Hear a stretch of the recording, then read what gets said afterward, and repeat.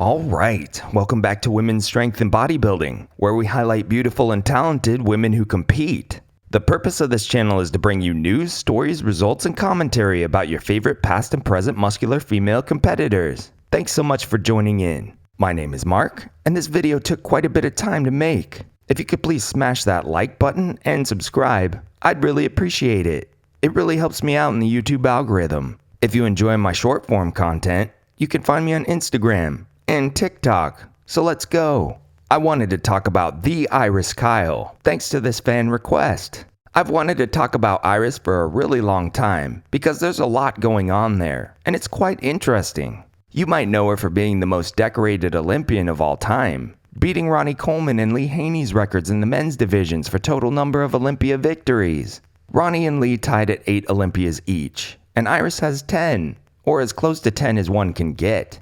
If you watched my video about Juliette Bergman, you already know that she beat Iris in the 2001 Olympia for the overall title, and it's the only time a lightweight has ever beat out a heavyweight. It must have came as quite a shock to Iris because she believed in her heart of hearts that she brought the superior physique that day.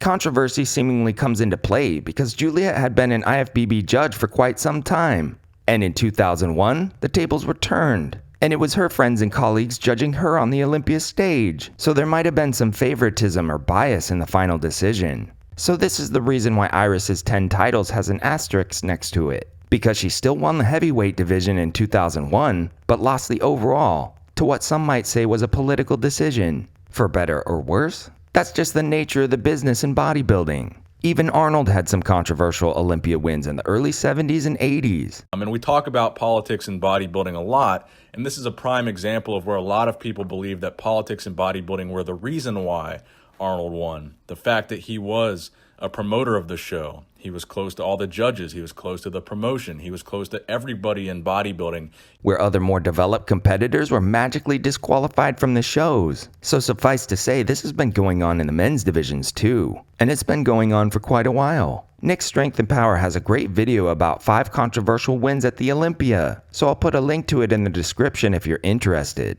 Upsets like this are what's crazy about the Olympia, and bodybuilding in general. Decisions can go any which way, without rhyme or reason. I've mentioned on this channel that I did a handful of physique shows, and at one of them I entered both the novice division and the open division. I took 3rd place in the novice division, got a trophy and everything. But here's the funny thing about it. I didn't have nearly as much size as the guys who placed top 5 in the open. But that's what the judges were looking for in the novice division. Younger and smaller competitors who looked like novices. It's crazy because I beat out almost all the larger guys in the novice division. Then I got totally creamed in the open by the same guys who I had just beat. I mean, I didn't even place in the open. So it's not always about size and conditioning that wins every show every time, bar everything else. It can be about your overall look too. It's clear that to this day, Iris doesn't agree with the judge's decision from the 2001 Olympia. She's stated before that she's not trying to take anything away from Juliette's overall physique, but that she herself brought a superior physique. That might have been the case, but like I said, other factors come into play. IFBB historian Steve Wennerstrom raved about Iris's physique, claiming she brought better calves than Yolanda Hughes and Lenda Murray, but that she needed to add some styling to her general appearance to put a shiny finish on her physical armament. Iris used to come in extremely dry, hard, and conditioned. So that was one of her big trade-offs. Maybe Juliette's beauty outshined Iris's, side by side on that night in that particular moment in time. I will say that Iris's overall look got a lot better and much prettier as the years went on. Maybe it was because of Steve's feedback. You can see noticeable improvements to her hairstyle, makeup, and accessories. This is thought to be because she started spending a lot of time with Dayana Cadeau, who may have been able to teach her about beauty and makeup. Like I said before, these women are also beauticians in addition to being athletes. And after Iris learned the tricks of the trade, her placings began to improve.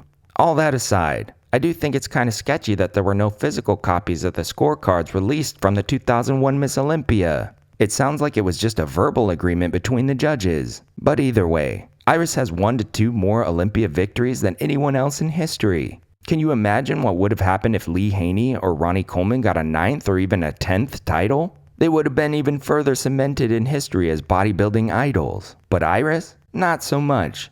And here's the crazy thing. Ronnie had to quit because his body essentially told him it was time. But Iris wanted to keep going. In 2016, she wanted to come out of retirement at 42 years old to compete at the Rising Phoenix. But the IFBB said she had to requalify to compete by accumulating points from winning other qualifying shows. This made her upset, and understandably so. They could have cut her a little slack here. It might have even helped the event's popularity. I guess it just proves that it's never easy for these women. And there's always some level of adversity, politics, or changing rules and regulations that they have to deal with. And I just wanted to let past and present lady bodybuilders out there know that their efforts definitely don't go unnoticed. There are people out there just like me who see your hard work and dedication and admire the beautiful physiques you've been able to achieve. Iris is from Benton Harbor, Michigan. Side question, what's up with all these beautiful Olympians from Michigan?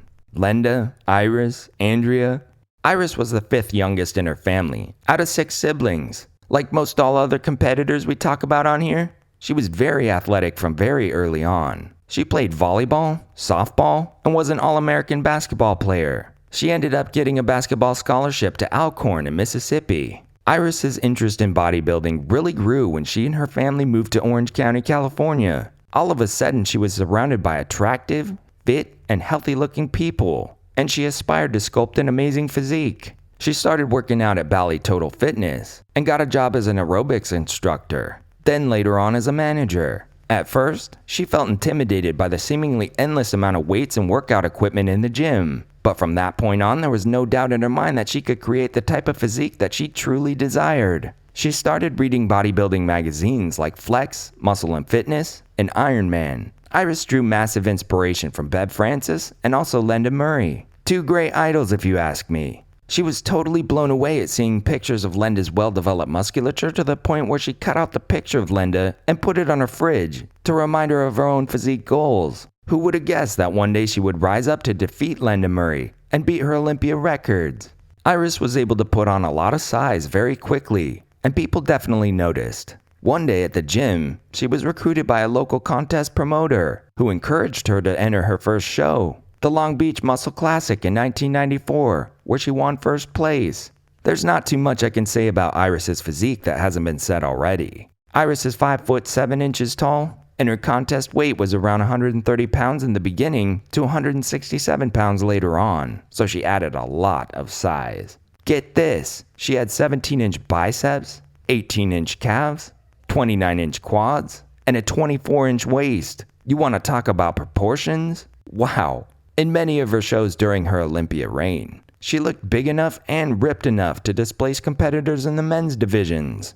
She always came in so hard and dry, and her conditioning made each individual muscle fiber really pop. In my opinion, her most dominant pose was her back double bicep pose, because of the sheer level of size, density, and thickness in her muscularity from head to toe. Though other competitors like Heather Armbrust brought huge legs, Iris always seemed to outcondition them. Just like Lisa Auckland, Iris competed in almost 40 shows over a 20-year span. The 90s and the 2000s up until 2014 was definitely a golden era of women's bodybuilding, and many of their careers had a ton of longevity. And when you take into account that Iris really wasn't ready to stay retired, that's just crazy. Covering all her shows would take entirely too long, so we'll stick to the highlights. In 1998, she won a pro card at just 22 years old at the USA's, beating out the lovely Heather Foster for first place. In 1999, she placed 4th at the Miss Olympia, which if you're a fan of this channel, you know it's one of my all-time favorite shows. Who would have guessed back then that she would rise up to become such a legend? Let's get into her 10 Olympia wins. In 2001, she placed 1st as a heavyweight. In 2002 and 2003, Lenda Murray came out from retirement, and Iris took 2nd to her at both Olympias. In 2004, Iris finally accomplished her goal of beating Lenda Murray and won the overall. 2005 was a tough year because the IFBB abolished weight classes and also mandated that competitors across bodybuilding, fitness, and figure come in 20% less muscular to achieve a more feminine look. Sound familiar, anyone? This opened the door for the beautiful and less monstrous Yaxeni Oroken to beat Iris at both the Olympia and the Arnold. Yaxeni is beautiful, and good for her, but I don't understand that logic. Could you imagine if the IFBB told the men they needed to come in 20% less muscular? Anyways, it doesn't really matter. because Iris ended up going on a huge Olympia win streak, and she dominated the contest in 2006, 2007, 2008, 2009, 2010, 2011, 2012, 2013, and 2014, up until the division was canceled. I'm not sure if one thing had to do with the other, but I bet she would have kept going if not for the division being dropped by the IFBB. For all we know, she could add 12 Olympia titles if that hadn't happened. Talk about a buzzkill.